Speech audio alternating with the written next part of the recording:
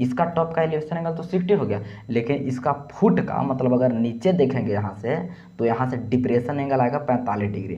तो नीचे देखते समय डिप्रेशन आता है, ऊपर देखते समय एलिवेशन आता है। इतना आप समझ रहे हैं। तो इसके पीछे वाले वीडियो में हम लोग एप्लीकेशन ऑफ ट्रिगोनोमेट्री का छोटा छोटा सा वर्ड प्रॉब्लम सीखे थे, आप देखे हैं ना। तो इस वीडियो में हम लोग उससे थोड़ा कॉम्प्लेक्स वर्ड प्रॉब्लम समझने वाले हैं। तो आप लास्ट तक देखिएगा, आपको अच्छी तरह समझ में आएगा। तो चलिए, आपके सामने फर्स्ट क्वेश्चन दिख रहा होगा, तो चलिए इसको टुकड़ों में समझते हैं। देखिए, पहले यहाँ समझिए, the angle of elevation of the top of A building from the foot of A tower is 30 degree. मतलब एंगल ऑफ एलिवेशन है टॉप का, किसके टॉप का? बिल्डिंग के टॉप का। तो बिल्डिंग के टॉप का elevation angle from the foot of tower, मतलब टावर के फुट से बिल्डिंग के टॉप का एलिवेशन एंगल 30 डिग्री है। मतलब अगर ये हमारा है बिल्डिंग, ये हमारा है बिल्डिंग, ये हमारा है यदि टावर, ठीक है। तो आप ध्यान दीजिएगा, ये वाला जो बिल्डिंग है, बिल्डिंग के टॉप का elevation angle from the foot of the tower, यही तो बोल रहा है। बिल्डिंग के टॉप का elevation angle from the foot of tower 30 degree है। मतलब अगर टावर के फुट से बिल्डिंग के टॉप का एलिवेशन एंगल देखना चाहेंगे तो कितना आना चाहिए? 30 डिग्री आना चाहिए। एलिवेशन एंगल यही तो होता है कि मतलब कितना डिग्री पर हमारा आंख देख पा रहा है, ठीक है। और आगे देखिए, and the angle of elevation of the top of the tower from the foot of the building. मतलब अगर टावर के टॉप का हम एलिवेशन एंगल देखते हैं बिल्डिंग के फुट से, तो कितना डिग्री आना चाहिए? 60 डिग्री। मतलब टावर के टॉप का elevation angle from the foot of the building आपका आना चाहिए 60 डिग्री, ठीक है। आपको यही बोल रहा है। And if the tower is 50 metre high, ये जो टावर है हमारा, ये 50 मीटर हाई है, तो आपको फाइंड करना है हाइट ऑफ बिल्डिंग। इसका हाइट आपको फाइंड कर देना है। तो चलिए, बहुत ही आसान तरीकों में इसको फाइंड करेंगे। सबसे पहले कुछ मार्क कर लेते हैं, ए, बी, सी और डी। तो देखिए, हमको फाइंड करना है ए वाला ए बी, यही तो बिल्डिंग है। ए बी फाइंड करना है, तो ए बी फाइंड करने के लिए चलना पड़ेगा हम ए बी सी में अप्लाई करेंगे ट्रिगोनोमेट्री का। लेकिन उसके लिए कोई एक साइड तो गिवन होना चाहिए ना। ए बी सी में तो अभी कोई साइड गिवन नहीं है, तो पहले एक साइड पता करते हैं। कौन वाला पता करेंगे? बी सी को। तो बी सी को कैसे पता करेंगे? ए वाला में जाके डी सी बी में जाएंगे और बी सी यहाँ से फाइंड करेंगे। कैसे फाइंड करेंगे? 60 डिग्री गिवन है, इसका एक साइड तो पता है ना हमको 50 मीटर, तो आराम से दूसरा पता हो सकता है, ठीक है। तो चलिए पहले हम बी सी फाइंड करते हैं। तो इसके लिए हम चलेंगे in triangle D C B में, डी सी बी में। तो डी सी बी में आप ध्यान से देखिएगा, ये हमारा थीटा है, तो इसके सामने वाला पी गिवन है, सामने वाला P गिवन है, और एडजेसेंट यानी कि नीचे वाला B आपको फाइंड करना है। परपेंडिकुलर बेस, तो परपेंडिकुलर बेस tan थीटा में आता है, तो tan 60 का ही फॉर्मूला लगाएंगे, tan थीटा। तो थीटा यहाँ पे 60 डिग्री है, और बराबर परपेंडिकुलर यानी कि 50 अपॉन बेस, बेस ये वाला है BC जो हमको फाइंड करना है। तो tan 60 यहाँ से √3 आ जाएगा, 50 अपॉन BC, मतलब BC का वैल्यू आपका आने वाला है 50 अपॉन √3 मीटर। ये आपका BC निकल के आ चुका है 50 अपॉन √3 मीटर। समझ रहे हैं ना बात को। तो अब हम आसानी से ए बी कैलकुलेट कर सकते हैं ए बी सी में जा करके। तो चलिए अब ए बी सी में चलते हैं। तो यहाँ पे लिखे इन ट्रायंगल ए बी सी।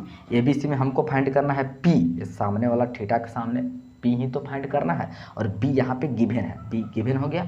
तो चलिए tan थीटा का ही फॉर्मूला लगाएंगे फिर से। तो tan थीटा का जगह पे यहाँ 30 डिग्री है, बराबर P जो हमको फाइंड करना है ए बी, और बटा बेस, तो यहाँ पे हमको गिवन है 50/√3, तो यहाँ पे डाल देंगे 50/√3।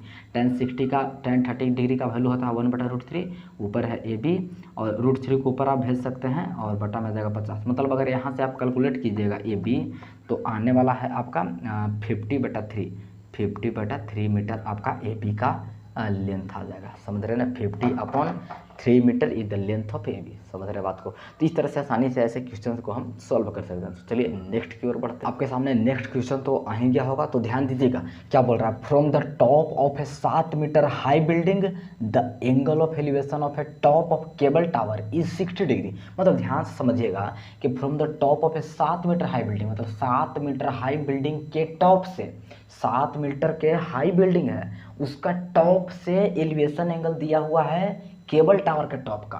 मतलब ये बिल्डिंग के टॉप से केबल टावर के टॉप का एलिवेशन एंगल दिया हुआ है। तो इतना तो हमको समझ में आ रहा है कि केबल टावर बड़ा ही होगा, तभी तो इसका टॉप से उसके टॉप का एलिवेशन एंगल दिया हुआ है।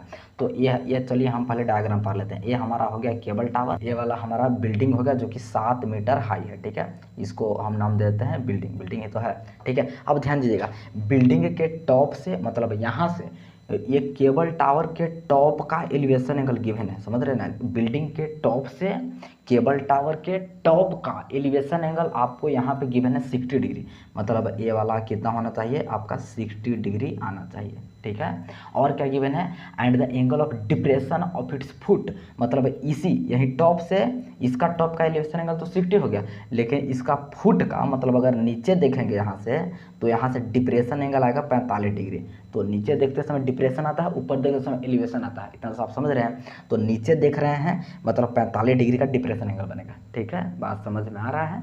तो अब हमको फाइंड करना है, find the height of tower. ये वाला जो केबल टावर है ना पूरा, इसको हमको हाइट फाइंड करना है। चलिए पहले कुछ मार्क कर लेते हैं, ए बी सी डी और ई, इतना तो मार्क कर ही सकते हैं। अब ध्यान दीजिएगा, हमें फाइंड करना है केबल टावर का हाइट, मतलब ए से लेकर के ई तक का लेंथ हमको फाइंड करना है, ठीक है। तो ए से ई तक एकदम डायरेक्ट नहीं फाइंड करेंगे, पहले ए बी फिर बी ई फिर दोनों को कर देंगे ऐड। तो ध्यान दीजिएगा, ये वाला आपका 7 मीटर है सी डी, तो इसके सामने वाला बी भी 7 मीटर ही हो जाएगा, समझ रहे हैं ना। तो केवल बी ई आ गया 7 मीटर, हमको केबल टावर का हाइट चाहिए तो ए बी भी फाइंड करना पड़ेगा, फिर दोनों को कर देंगे ऐड, तभी तो हाइट आएगा केबल टावर का। तो अब ध्यान दीजिएगा, अब क्या करेंगे, तो ए वाला 45 डिग्री है तो ए वाला भी तो अल्टरनेटिव इंटीरियर से 45 ही हो जाएगा, इतना तो आप समझ रहे हैं। चलिए अब हम फाइंड करने वाले हैं इसका हाइट ए बी का। तो ए बी फाइंड करने के लिए हमें जाना पड़ेगा ए सी बी ट्रायंगल में। ए बी फाइंड करने के लिए हमें ए सी बी ट्रायंगल में जाना पड़ेगा, लेकिन वहाँ अप्लाई कैसे करेंगे, तीनों में से कोई एक साइड तो गिवन होना चाहिए ना, वहाँ पे एक भी साइड नहीं गिवन है। तो पहले कोई एक साइड फाइंड करने का प्रयास करते हैं। तो कौन वाला फाइंड हो सकता है, BC। BC कैसे फाइंड हो सकता है, यदि D फाइंड हो जाए तो D वाला ही BC हो जाएगा। तो चलिए पहले D फाइंड करते हैं। तो D फाइंड करने के लिए CDE में जाएंगे। तो चलिए हम ट्रायंगल चलते हैं, इन ट्रायंगल CDE में, CD में जाकर के पहले DE को फाइंड करते हैं। तो ध्यान दीजिए कैसे फाइंड होगा, इसके सामने वाला P गिवन है 7 और B फाइंड करना है, मतलब कि tan थीटा का ही लगाना पड़ेगा, थीटा की जगह 45 डिग्री बराबर P यानी परपेंडिकुलर आपको गिवन है 7 और B यानी DE हमको फाइंड करना है। tan 45 का वैल्यू रखिए 1, 7 अब बटा DE, मतलब DE बराबर आपका कितना आ चुका है 7 मीटर आ चुका है। जब DE 7 मीटर आ गया तो इसके सामने वाला BC भी 7 मीटर हो गया, इसी तरह से तो डी फाइंड किए थे ताकि ए वाला मिल जाए। अब हम चलेंगे ए सी बी में और ए वाला फाइंड कर लेंगे। तो देखिए अब चलेंगे in triangle A C B में, चलिए ठीक है। ए सी बी में जाकर के फिर से वही बोलेंगे, इसके सामने वाला यानी कि पी परपेंडिकुलर हमको फाइंड करना है, बेस हमारा गिवन है।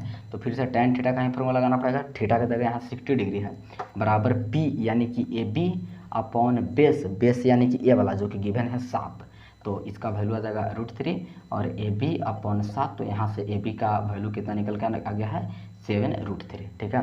मतलब ए बी आ गया हमारा 7√3 और बी पहले से ही 7 मीटर था, दोनों को ऐड कर देंगे तो हमारा केबल टावर का हाइट आ जाएगा। अब यहाँ लिखते हैं कि जो हमको हाइट निकालना है 7√3 और +7, दोनों को ऐड वैड करके आप आंसर ला लीजिए, तो इतना मीटर आपका आंसर आने वाला है केबल टावर का हाइट। चलिए अब नेक्स्ट क्वेश्चन की ओर बढ़ते हैं। अब थर्ड और लास्ट क्वेश्चन की ओर बढ़ते हैं जो आपके सामने दिख रहा होगा। देखिए क्या बोल रहा है, इसको हम पार्ट बाय पार्ट समझते हैं। A statue 1.46 metre tall stands on the top of a pedestal.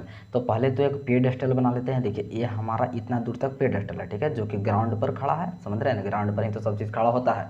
ये हमारा इतना दूर तक है पेडेस्टल, ठीक है, इसको नाम देते हैं ए से लेकर के बी तक। अब इस पेडेस्टल पर एक 1.46 मीटर लंबा मूर्ति रखा हुआ है, स्टैंड किया है। तो इस पर रख देते हैं यहाँ से लेकर यहाँ तक, जिसका नाम देते हैं CAC। तो ये है 1.46 मीटर, किसका लेंथ है, AC का केवल लेंथ है 1.46 मीटर, इस जो मूर्ति रखा हुआ है ना केवल इसका लेंथ है। अब क्या बोल रहा है, from A point on the ground, ground पर एक पॉइंट से, इस पॉइंट से स्टैचू के टॉप तो ये होना चाहिए, इसका एंगल ऑफ एलिवेशन है 60 डिग्री, समझ रहे हैं ना। And the from the same point, and same point से angle of elevation of the top of pedestal, तो पेडेस्टल का टॉप तो यहीं तक होगा, समझ रहे हैं ना। तो इसी सेम पॉइंट से इसका एंगल ऑफ एलिवेशन हो जाएगा आपका 45 डिग्री। तो आपको फाइंड करना है कि हाइट ऑफ पेडेस्टल, मतलब ए बी हमको कैसे भी करके कैलकुलेट कर देना है।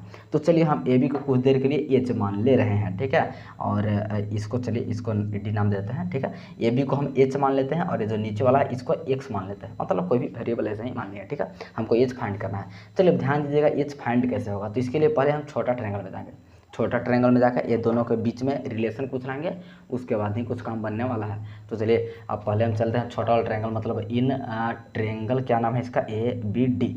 तो इन ट्रायंगल ए बी डी में चलेंगे। यहाँ से एच और एक्स में रिलेशन तो पी और बी ही है, तो tan 45 लगाएंगे। यहाँ पे थीटा 45 है छोटा वाला में, और बराबर पी अपन बी, मतलब एच अपन एक्स दिख रहा है ना। तो tan 45 का वैल्यू 1 हो जाएगा और एच अपन एक्स, तो यहाँ से एच और एक्स दोनों का वैल्यू बराबर हो जाएगा, समझ रहे हैं। एच बराबर ये चलते हैं बड़ा वाला ट्रायंगल में, मतलब in triangle C B D में चलना पड़ेगा। आप ट्रायंगल सी बी डी में देखिए, अब यहाँ से आसानी से आ जाएगा। सी बी डी में चलेंगे, इसमें भी परपेंडिकुलर बेस का ही रिलेशन लेना पड़ेगा, तो tan थीटा का ही लेंगे। लेकिन बड़ा वाला ट्रायंगल में थीटा है 60 डिग्री, ध्यान दीजिएगा, ठीक है। और बराबर परपेंडिकुलर, तो परपेंडिकुलर तो पूरा होना चाहिए, मतलब 1.46 प्लस एच, दोनों को ऐड करके आना चाहिए परपेंडिकुलर। अपन बेस में एक्स, लेकिन एक्स तो एच के ही बराबर है, तो जो बेस है उसको भी हम एच ही लिख देते हैं, ठीक है। अब यहाँ से √3 आ गया और 1.46 प्लस एच अपॉन एच, देख रहे हैं ना कितना आसान हो गया अब एच कैलकुलेट करना। तो यहाँ से एच कैलकुलेट कर लीजिए, √3h बराबर 1.46 प्लस एच को इधर लाते हैं तो इतना आ जाएगा, √3 - 1 बराबर में आएगा 1.46, मतलब एच बराबर आपका आ गया 1.46 अपन √3 -1 मीटर। इसको आप कैलकुलेट कर सकते हैं आगे। तो चलिए आज तक बस इतना ही छोड़ते हैं। आपको अच्छी तरह समझ में आ गया होगा, तो जाकर कैसे अपने क्वेश्चन बुक से जरूर ट्राई करें। चलिए थैंक यू सो मच।